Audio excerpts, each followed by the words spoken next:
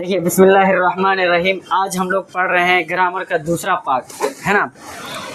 ये तीसरा क्लास है ना ग्रामर का आज।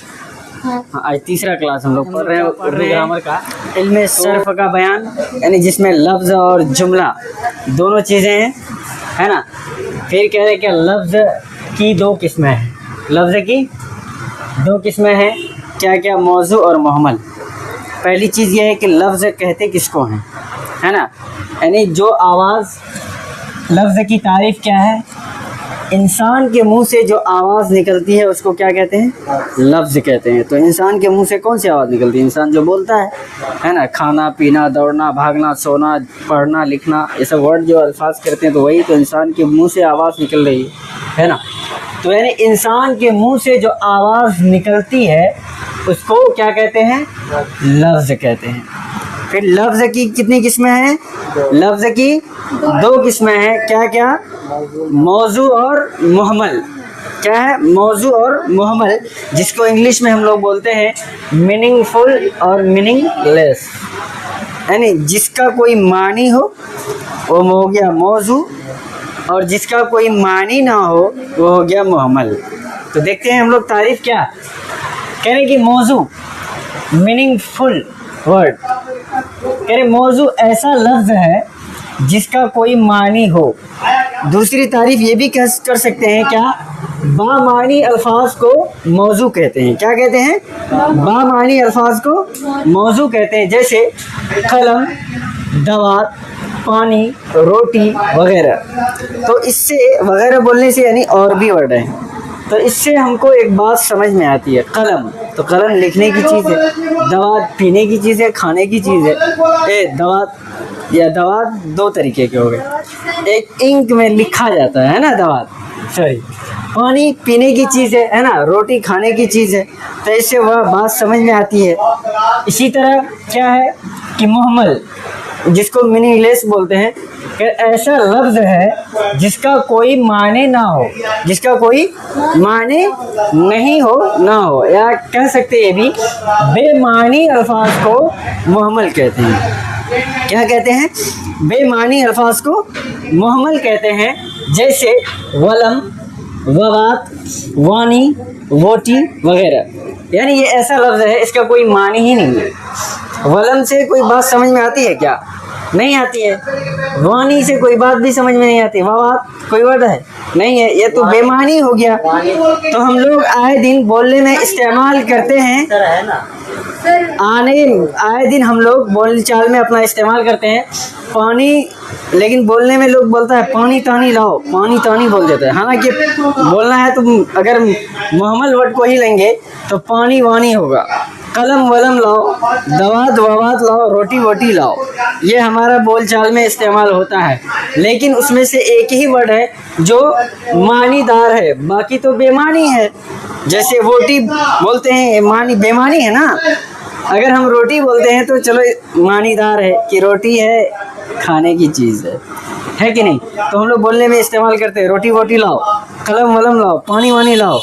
तो वही कलम एक वर्ड है, पानी ये भी एक वर्ड है, तो वलम कोई वर्ड नहीं है, इसका कोई मीनिंग भी नहीं है। तो इसीलिए तो ये क्या हो गया, ग्रामर के एतबार से क्या हो गया, बेमानी, और ये क्या है, मुहम्मल है, मीनिंगलेस। तो चलिए कह रहे हैं कि लफ्ज़, जो लफ्ज़ पढ़े, यानी लफ्ज़ की दो किस्में, लफ्ज़ मौजू और लफ्ज़ मुहम्मल। इसी तरह कह रहे हैं कि लफ्ज़ मौजू का दूसरा नाम कलीमा है। लफ्ज़ मौजू का क्या दूसरा नाम, कलीमा है। कह रहे कि और कलीमा मानेदार लफ्ज़ को ही बोलते हैं। कलीमा किसको बोलते हैं, मानीदार लफ्ज़ को क्या है बोलते हैं, कलीमा बोलते हैं।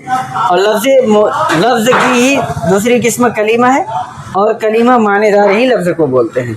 तो देखिए अब हम लोग कलीमा की किस्मों को देखेंगे। कहने की कलीमा की तीन किस्में हैं। क्या है, तीन किस्में हैं कलीमा की। पहला क्या है, इस्म, दूसरा है फेल, तीसरा है हर्फ, जिसको इंग्लिश में बोलते हैं नाउन, वर्ब, प्रीपोजिशन, है ना। तो देखिए इस्म कहते किसको है, कह रहे इस्म, हाँ नाउन, संज्ञा जिसको बोलते हैं हिंदी में। कह रहे इस्म वह कलीमा है जिससे किसी शख्स, जगह या चीज़ के नाम को जाहिर करे, या जिससे किसी शख्स, जगह या चीज़ के बारे में मालूम हो।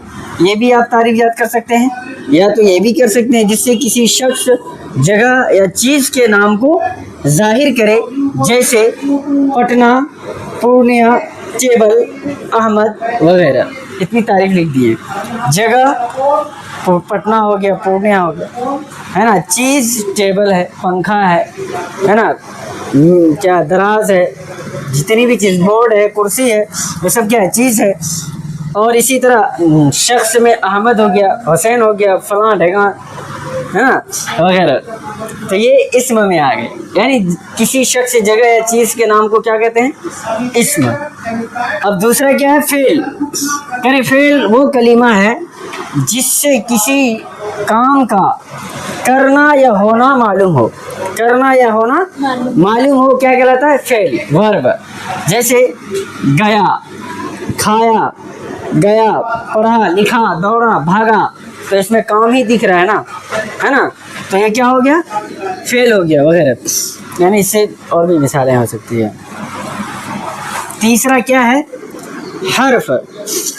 हर्फ वो कलीमा है जो खुद अपना मानी नहीं दे, बल्कि दूसरे कलीमा का ये मोहताज हो।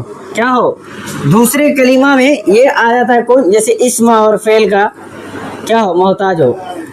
कैसे मोहताज होगा ये इस्म और फेल का, पता है। जैसे अहमद साइकिल से पटना गया, है ना, या अहमद बस से गया। तो अहमद बस से गया, तो इसमें से वर्ड जो आया है ना, तो ये इस्म और फेल के बीच में आया है। अहमद भी इस्म है, गया फेल है, तो किससे गया भाई, बस से गया, तो बस भी इस्म है, और से गया, ये तो से जो है ये हर्फ क्या है, ये हर्फ है।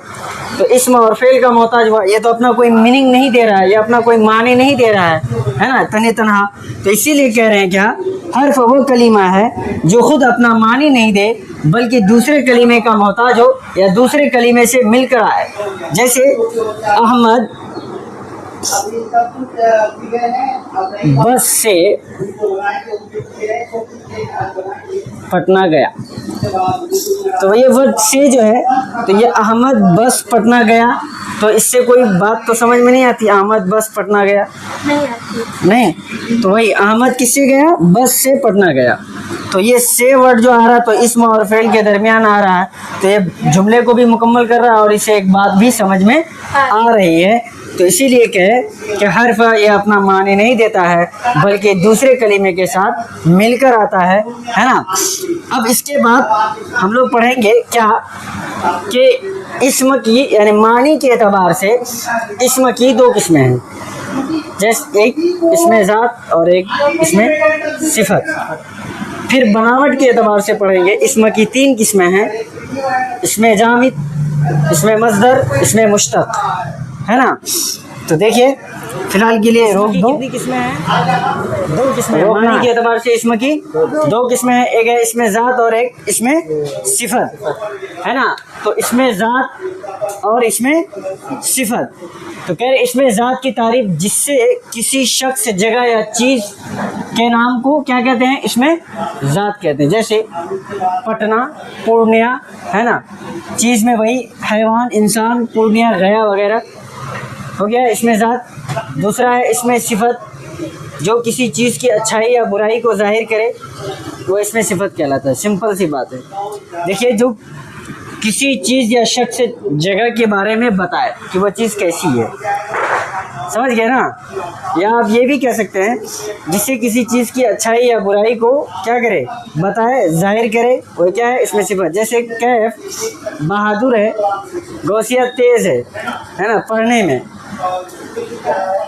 तो कैफ बहादुर है, तो कैफ का बहादुर होना ये क्या है, उसकी सिफत है ना। बदमाश है, लड़का नेक है, तो लड़का ये इस्म हो गया, और नेक होना उसकी क्या है, सिफत है।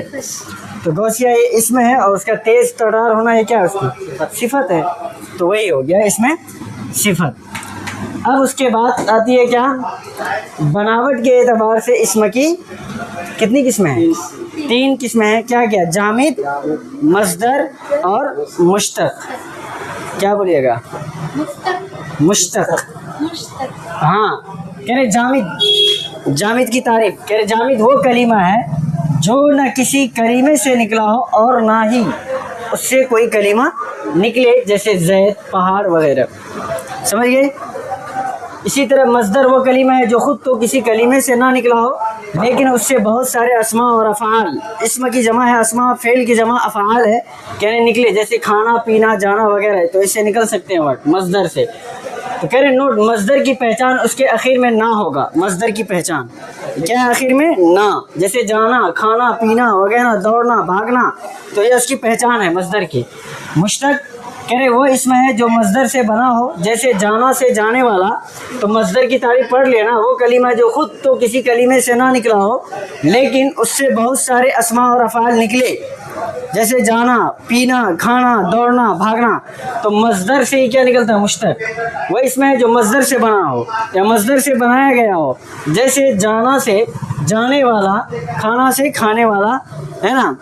यही है आज का क्लास, दैट्स ऑल। इंशाल्लाह कल से फिर हम लोग पढ़ेंगे क्या, इसमें मारिफा, इसमें ज़ात, इसमें सिफत पढ़ लिए। अब उसके बाद मारिफा की किस्में पढ़ेंगे, देखते।